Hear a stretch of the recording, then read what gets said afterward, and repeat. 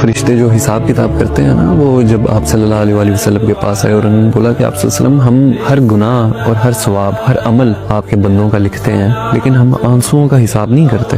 تو آپ صلی اللہ علیہ وآلہ وسلم نے فرمایا کہ ایسا کیوں کہ تم آنسوؤں کا حساب نہیں کرتے؟ آنسو بھی تو عمل ہی ہے، یہ بھی تو ایک طریقہ ہے اللہ تعالیٰ سے معافی مانگنے کا، یہ بھی تو ایک طریقہ ہے اللہ سے کچھ مانگنے کا، یہ بھی تو ایک دعا ہے، عبادت ہی ہے یہ.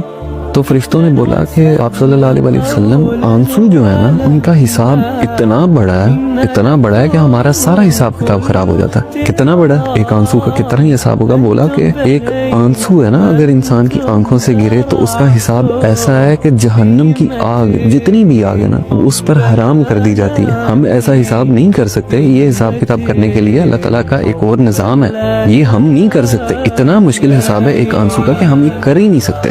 تو جو شخص اپنا دکھ اللہ کو بتاتا ہے، اللہ سے دوستی اس نے لگائی ہے، اپنی خوشی بھی اس کو بتاتا ہے، اپنا دکھ بھی اس کو بتاتا ہے، تو اس انسان سے بہتر انسان کون ہے؟